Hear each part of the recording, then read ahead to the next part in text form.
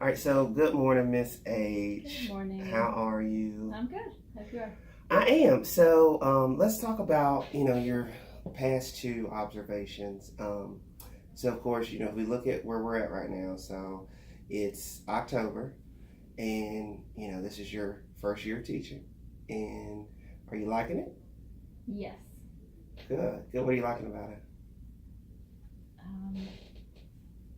The children, first of all, because Okay. they're so young and innocent and they're not jaded. They enjoy coming to school. Okay. Still trying to find a balance between preparing for school and home life. And And obviously it's kindergarten, so as this is your first time, this is your children's first time in school as well. So what I want to look at on our agenda, so what I really want to talk to you about today is what I've noticed. I think would make the biggest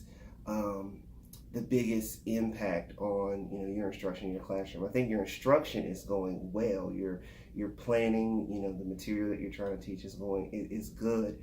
But the management are the aspects that I believe are not going to get the students to where they need to be. So the goal that I really want to talk about with you is really implementing some procedures that would, number one, ensure safety, but number two, ensure the quality of the instruction. So when I was in and I saw your whole group lesson, I saw a lot of kids that were kind of sitting all over the carpet. I saw some kids that were kind of not paying attention. A couple got up and down a few times while you were talking. Do you feel like that is distracting to you? Very. Very. Okay. What I also noticed, I'm just thinking back when I was in the classroom, is that I didn't really see a lot of procedural things that would maybe help with some of that movement, some of that distraction. So if we've got kindergartners, 5-year-olds that have never had to sit in a large group on a carpet for an extended period of time paying attention, what do you think could help out with that? They probably need something visual that they can look at to know what my expectations are. Because I know what they are in here, but if they can't see that. Exactly. So you just said visual, and you just said expectations. So with that, I'm automatically thinking that if we have a group of 5-year-olds, number one, they've got to know where they're sitting. They've got to know what their expectations are while they're on that carpet. And so, of course, those are things, like you said, that are in your head, but they're not naturally in their head. So those are things that I believe that you have got to teach them, the expectations of how you want them to sit, where you want them to sit, so that it's not anything new to them every time they come up there, but that it's something consistent that, they know what's expected of them. Okay. And I think that, something as simple as, your carpet, it's in different squares that are different colors. So if you took some time out of your day, and of course this is something we're going to start, but you're going to practice it for, the research says at least the first 30 some days of school. So, this is something you want to consistently do. But if you assign each child a square, and so then that way they know where they're supposed to sit on that carpet. Also, if you thought about, small things, do you want their legs hanging out? Do you want them to crisscross applesauce? If you crisscross applesauce, that'll hopefully, decrease some of the desire for the movement of their legs and the turning around and all that thing. And it kind of makes everything a little bit more uniform. Does that make sense? So we're starting with expectations. So number one, that's going to ensure some safety because you've got the kids in certain places where they're supposed to be. Number two, it's going to help out with the instruction because you're not going to waste time with kids wanting to sit here and sit there and, well, I want to move and I want to sit beside this person, because you've already set that expectation as far as where they're going to sit. Does that make sense? Yes. And I think, once you get there, we really need to then look at, okay, let's say a kid's got to go to the bathroom. Let's say a kid needs a tissue. Are we just going to let random kids get up and leave when they want to? Or are we going to kind of have an expectation of this is what we do at carpet time? Does that make sense? And I really think that, these are things, again, you've got to teach them, you've got to talk to them about, they've got to practice it. And so it's got to be the consistent expectation. Okay. What are your thoughts on that? I agree, because they can lay around on each other, and they just, I don't always have their attention or their nature. They want to touch one another or talk to one another. And so then you've got to think yourself, so if someone's explaining something to you and they don't have your attention, then obviously you're not remembering or retaining the information you're getting. So if they don't have your attention, then they're not retaining or getting the information that you're trying to give them. Mm-hmm. So you could have the best lesson in the world, but if they're not paying attention, then no learning is going to happen. Does that make sense? Correct. Yes. So if we move on and we talk about, okay, so what is the reality of right now? So the reality, in my mind, I believe, is that, you prepare quality instruction. I mean, the resources that you pull are good. The objectives that you set forth in your lesson, awesome. Your delivery is good. But however, due to their inattention and due to, like you said, the behaviors, them laying around, rolling around, they're not receiving that instruction. And so, again, they haven't, and it's not your fault. They're 5 years old. This is the first time a lot of them have been in school. Mm-hmm. And so it's your job and it's my job to make sure that we teach them not only school, but how to do school. Mm-hmm. Does that make sense? Yes. Do you think is that a fair reality Absolutely. of pretty much what's going on Absolutely. in your classroom? Okay. And I think, the reality again, you're a first year teacher. The reality again, this is their first time. These are just things that we have to work on. And I would assume that in your college program, you had maybe one class on management.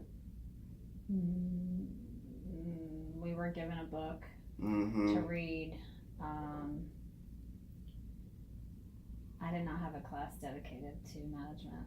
So. And in some of the research I've seen, that's the main problem with new teachers coming out of programs is they don't have a lot of experience with management. And it's really hard to learn.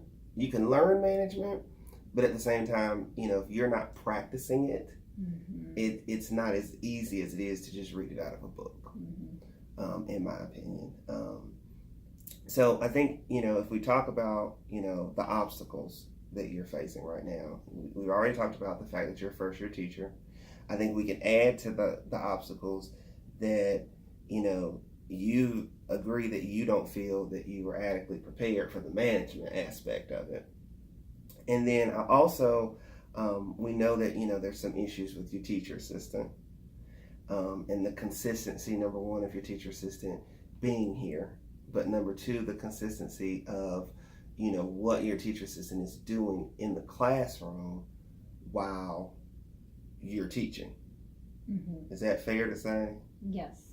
If I could have the support to help reinforce some of the things that maybe I can start to set in place, that would be helpful.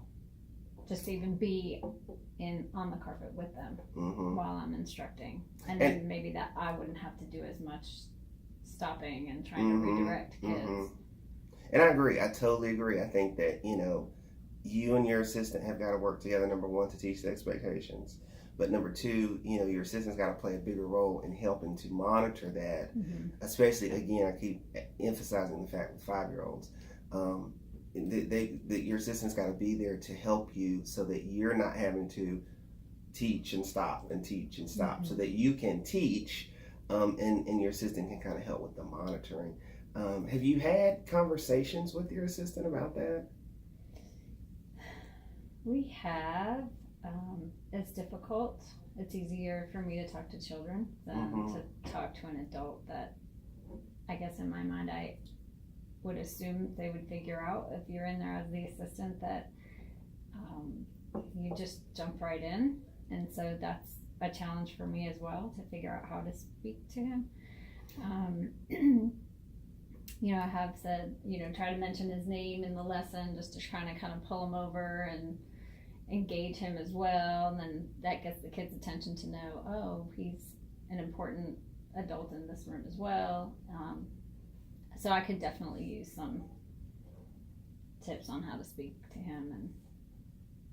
And I think that's a great point. That's a great point that you're, you're making that effort to make sure that, number one, he's included, but number two, when you talk about using his name and within the lesson and things, so making sure that the kids understand that he is, a second teacher within the classroom. Mm-hmm. And I think the difficulty is, again, your job is to manage children, not to manage adults. Which, we all have areas we can grow in. And I think one of the areas your teacher assistant can grow in is the help with children and getting in with the children. And, I think that, going forward, you and him and I can probably have that conversation. And we can probably work together to make sure that, just like the kids know the expectation, that he has the expectation of what you expect in the classroom. I know, some people think that, I'll write receipts, I'll do homework, and, that's all well and good. But, the most important thing is with children. And so, that, here at the school, every decision we make is for the best interest of children. And so any adults that we have, they've got to be with children as much as possible. So, I think that's something that we need to move towards, as we're going through this process. I think that when we talk about, going forward, what I would love to do, I've got actually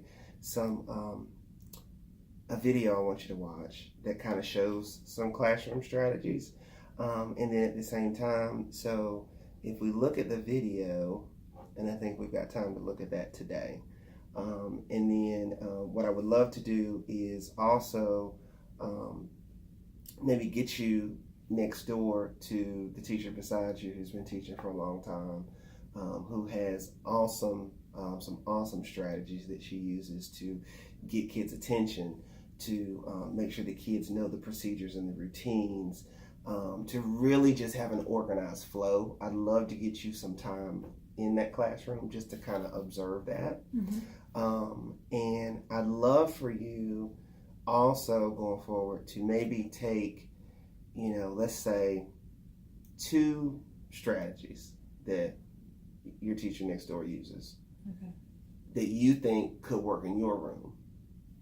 Implement those in your room, and then, let's reflect on it and talk about it and see if that helps make any changes. Okay. Does that make sense? Yes.